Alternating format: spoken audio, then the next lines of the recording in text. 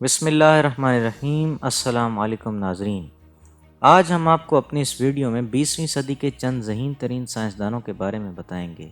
گو یہ لسٹ ان تمام سائنسدانوں کے لیے ناکافی ہے، مگر ہم آپ کو ان سائنسدانوں کے بارے میں بتائیں گے جن کی تھیوریز، ایجادات نے دنیا کی تصویر بدل کر رکھ دی۔ سائنسدان دنیا کو دیکھتے ہیں اور پوچھتے ہیں کیوں؟ مزید جاننے کے لیے ذیہام ٹی وی کو سبسکرائب کریں اور بیل آئیکن پر ضرور کلک کریں۔ البرٹ آئنسٹائن صرف سوچ کر ہی اپنے بیشتر نظریات سامنے لایا تھا۔ دوسرے سائنسدانوں جیسا کہ میری کیوری نے بھی اپنی ایک لیب استعمال کی۔ سگمنڈ فرائڈ نے دوسرے لوگوں کی باتیں سنی۔ اس بات سے کوئی فرق نہیں پڑتا کہ ان سائنٹسٹ نے کون سے اوزار استعمال کیے، ان میں سے ہر ایک کو ہم جس دنیا میں رہ رہے ہیں اس کے بارے میں اور اس عمل میں اپنے بارے میں کچھ نیا دریافت کیا۔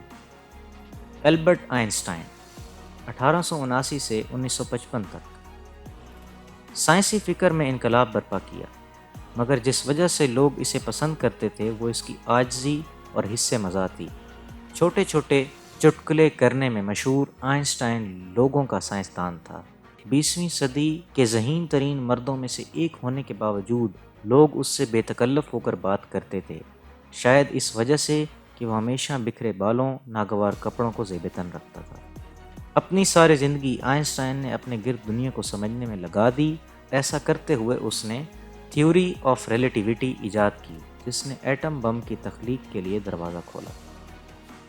میری کیوری 1867 سے 1934 نے اپنے شوہر پیری کیوری کے ساتھ مل کر کام کیا اور دونوں نے مل کر دو نئے ایلیمنٹس ایجاد کیے جنہیں ریڈیم اور پولونیم کہا جاتا ہے۔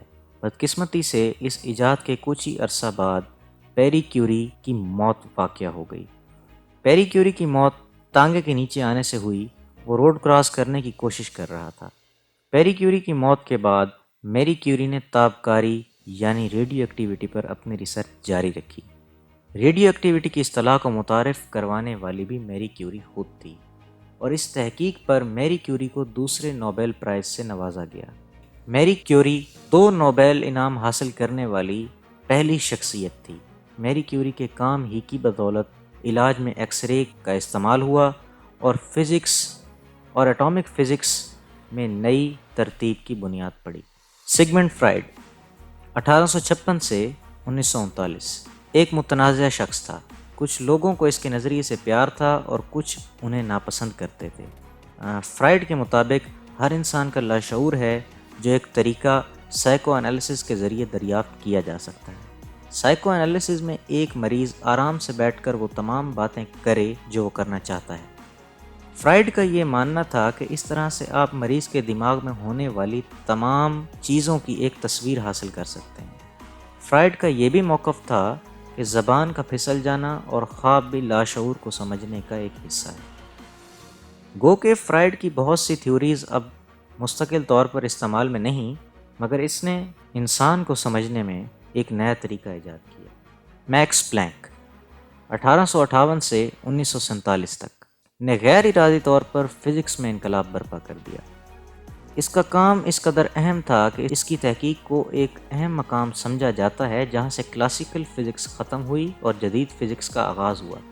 یہ سب شروع ہوا ایک معمولی سی دریافت سے، انرجی جو کہ ویو لینتھس یعنی کہ لہروں میں خارج ہوتی ہوئی محسوس ہوتی ہے، چھوٹے پیکٹس کی شکل میں خارج ہوتی ہے جن کو کوانٹا کہا جاتا ہے۔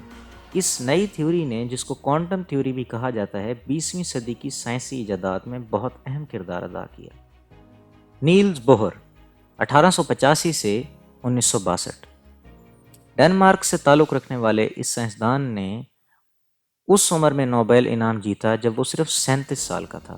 1922 میں اس سائنسدان نے ایٹم کے سٹرکچر کو سمجھنے میں بہت مدد کی، خصوصی طور پر اس سائنسدان کی وہ تھیوری جس میں اس نے یہ بتایا کہ الیکٹرونز ایٹم میں نیوکلس کے باہر گردش کرتے ہیں۔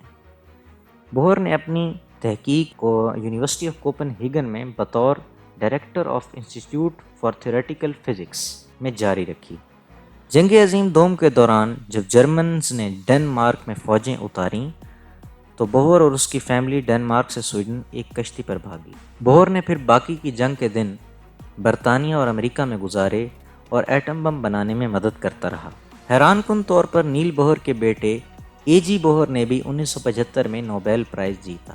جونس سالک 1914 سے 1995 ایک ہی رات میں ہیرو بن کے ابھرا جب یہ معلوم ہوا کہ اس نے پولیو کی ویکسین تیار کر لی ہے۔ پولیو ایک بہت ہی خطرناک مرض ہے اور ویکسین کی ایجاد سے پہلے یہ ایک وبا کی شکل اختیار کر چکا تھا۔ ہر سال ہزاروں بچے اپنی زندگی کی بازی ہار جاتے یا مکمل طور پر مفلوج ہو جاتے۔ امریکہ کے صدر فرینکلن ڈی روزویلٹ پولیو کے شکار افراد میں سے بہت مشہور ہیں۔ 1950 کے اوائل میں پولیو ایک بہت ہی خطرناک مرض بن چکا تھا اور یہ ایک بہت بڑا خوف تھا۔ جب اس کی ویکسین کے بڑے پیمانے پر ٹرائلز میں رزلٹ مثبت آئے، اپریل 12، 1955، ٹھیک 10 سال فرینکلن ڈی روزویلٹ کی موت کے بعد، لوگوں نے خوشیاں منائیں اور جونس سالک ایک بہت ہی مشہور سائنسدان بن گیا۔ ایوان پاولوو 1849 سے لے کر 1936 تک ایک رشین فزیولوجسٹ تھے۔ انہوں نے رال ٹپکاتے کتوں پر ریسرچ کی۔ شاید یہ بہت سے لوگوں کے لیے ایک حیران کن بات ہو، مگر پاولوو نے بہت ہی دلچسپ چیزیں دریافت کیں، جیسے کہ کتے کب، کیوں اور کہاں رال ٹپکاتے ہیں۔ اس ریسرچ کے دوران اس بات کو دریافت کیا گیا کہ کنڈیشنل ریفلیکس یعنی کہ آٹومیٹک رسپانس کیا ہوتا ہے، جیسے کہ کھانے کی گھنٹی بجتے ہی کتے کے منہ سے رال ٹپکنا شروع ہو جاتی ہے اور انسانی پیٹ میں سے آوازیں نکلنا شروع ہو جاتی ہیں۔ پاولوو کی ریسرچ کے فزیولوجی میں بہت اثرات مرتب ہوئے۔